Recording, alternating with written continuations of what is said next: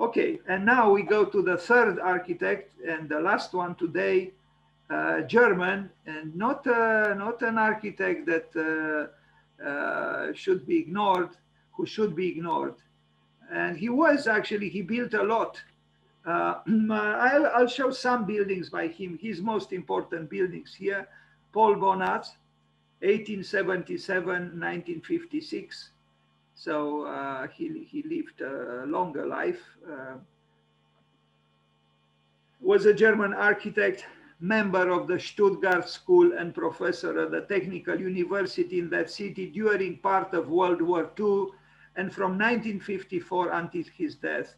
He worked in many styles, but most often in a simplified neo-Romanesque, and designed important buildings, public buildings, both in the Weimar Republic and under the Third Reich, including major bridges for the new autobahns. In 1943, he designed several buildings in Turkey, returning to Stuttgart in 1954. So this was the architect, Paul BONATZ. And now we'll see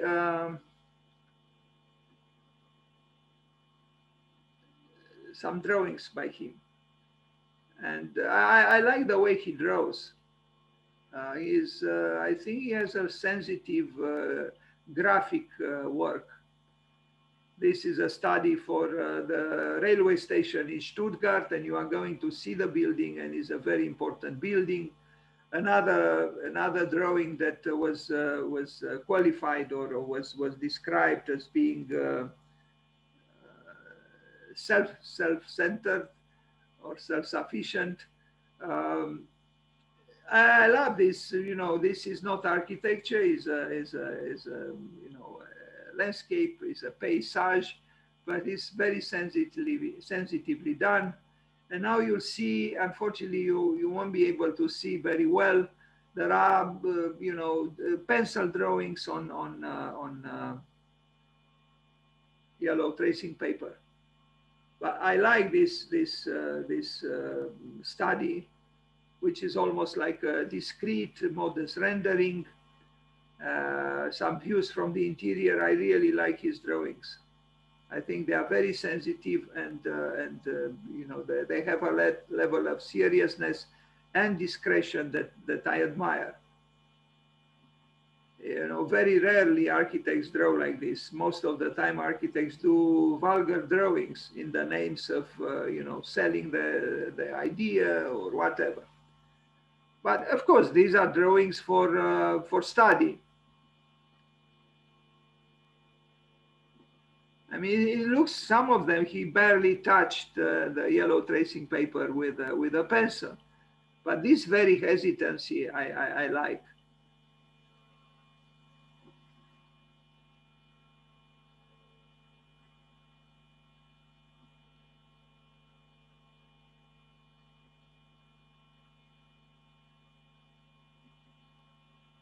Now, you could say there isn't much hesitancy here. There isn't. It's a proposal for a monument, and monumental it is indeed. Now, we look at the Stadthalle in Hanover, 1911, 1914, so more than 100 years ago. He did this large building, and it still stands. You cannot say that there is a lot of modernity here, but it's not so important. It is a building that you cannot really ignore. So Paul BONATZ, and we'll see some of his most important buildings. Although if you look on Wikipedia, the German site, you'll see that he built a lot.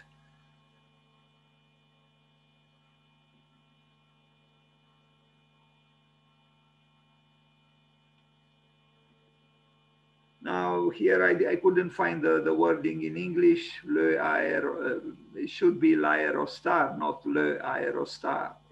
I don't know what it is, from 1915. It's maybe a competition entry, but very, very monumental and impressive. It is some kind of a neo-Romanesque architecture. That's why I mentioned Richardson, and through Richardson, of course, the Romanic art architecture, or the Romanesque architecture. This is a building which I don't know what it is. I don't know how it is called, but I liked it. It's an industrial building, but you see how effective it is, this dramatic opening into the wall, and look at that stair within the building. And it's interesting. And I think there are suggestions here for a very interesting kind of architecture where you leave a certain mystery about what kind of a function this is. You know, we can only approximate. It looks like an industrial building, but it is intriguing. Too bad I have to make more research about this building. Now, a barrage, which is also, you know, this is a utilitarian building, a utilitarian structure, but it is architecture. It is a barrage, but, you know, you could almost say it's some kind of a monument. It's simple, but it has expressivity, power. So in the years 1933 to 1935, the architect Paul BONATZ was able to design and realize the town hall with water tower in Kornwestheim. The ensemble consists of an administrative building and a tower. Very interesting to place within and together with a water tower, a city hall, a town hall. The composition consists of the just juxtaposition of a horizontal and a vertical structure. In this respect, the design is reminiscent of the main work of Paul BONATZ, the main station of Stuttgart. In the upper part of the 48-meter high tower is a water reservoir. The lower floors are used as additional offices. On the tower facades, the reinforced concrete framework was deliberately left visible to display the tectonics. With a slight inclination to the inside, the tower tapers with increasing height. The supports of the concrete truss are also made slimmer in the upper areas. The striking elements of the tower are the two asymmetrical arranged clocks and balconies. The horizontally formed administration wing is covered by a hipped roof. On the top floor is a large meeting room that extends to below the roof. So this is, you know, what an interesting idea to combine a representational function for the city hall, with a water tower. I find it interesting. I'm not convinced about the horizontal building with its pitched roof, because it's a little bit too passé and too predictable and too placid. But the tower is interesting, you know, in a way, a habitable water tower. And I like that this hybridity, you know, where you combine a civic function with a, you know, an industrial function.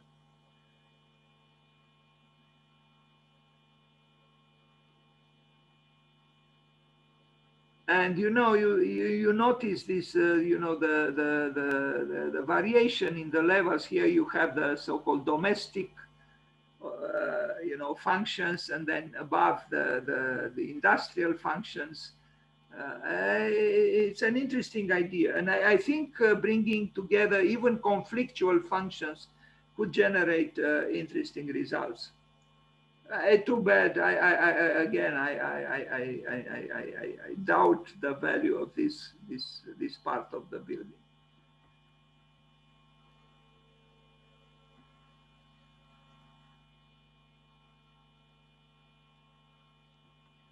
Now we arrive at his maybe most important work, which is the train station, the central station in Stuttgart, an important German city, as you know. And not far away from it is the Stuttgart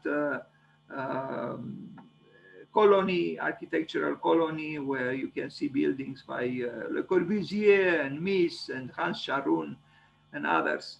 But this is the train station. When only once I was in Stuttgart, and I saw this train station, I said, this was done by a good architect. I didn't know who did it.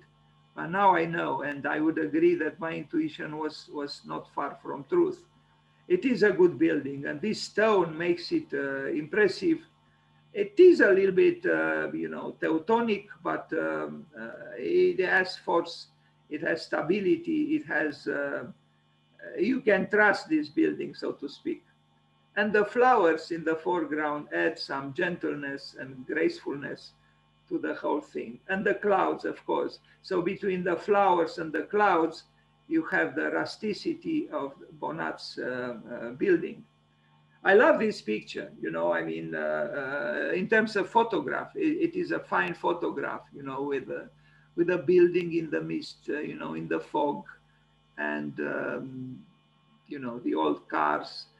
It's a poetical picture of the main, of the central station, railway station in Stuttgart by Paul BONATZ, whose birthday is today. And we see a picture also of the same building, the same integrity, the same neo-Romanesque, but it's also, you can tell this is, the 20th century, without doubt.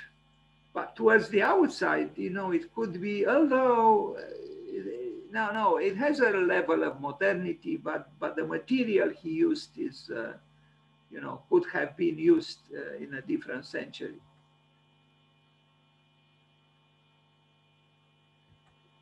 And this is the plan. The building is at the bottom, and you see here where is the tower, and here is the big arch.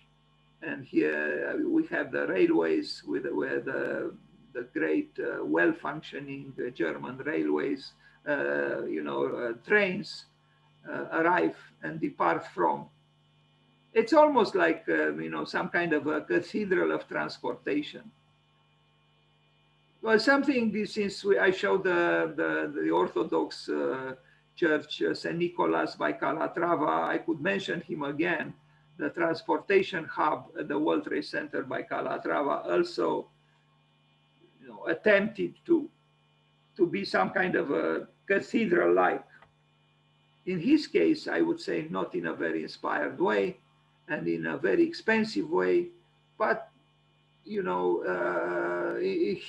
in the case of Stuttgart, we could also say that there is some kind of closeness between the railway station and something else. I said a cathedral, but maybe the word is a little bit too generous. So a building in Düsseldorf, an office building, and it's strikingly convincing even for today. It has a verticality. It doesn't use the windows, the famous horizontal windows that the modernity of Le Corbusier advocated, but still, it's a modern building.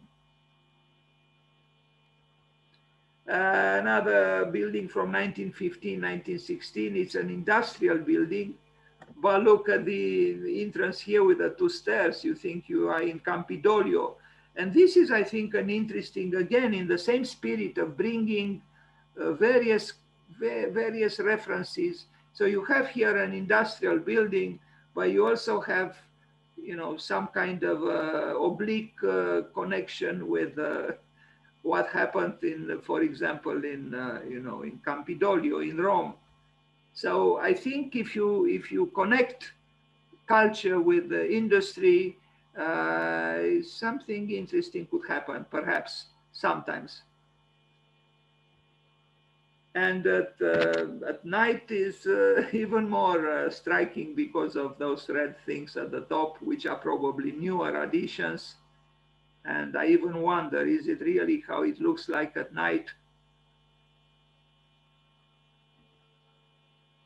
I don't know German, unfortunately, but I took these materials from the German website. Again, Düsseldorf, we saw this one actually.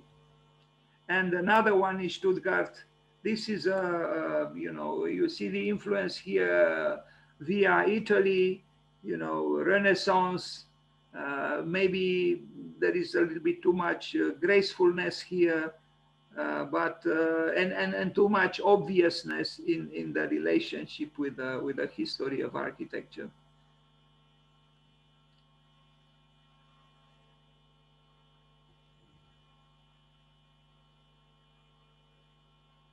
Paul BONATZ. I wonder what is the symbolism of this particular animal chosen to be placed right there at the top. He also built the State Opera in Ankara, 1946-1948. And, you know, he returned here to his neo-Romanesque style.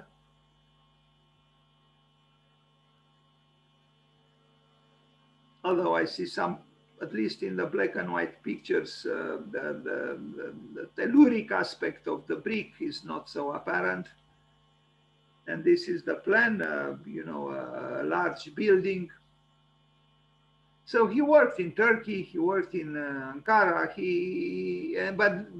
but several important German architects did that.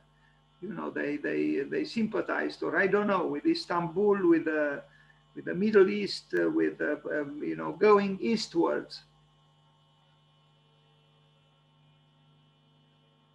I think this is the last picture that I have now on the work of Paul BONATZ. Thank you very much.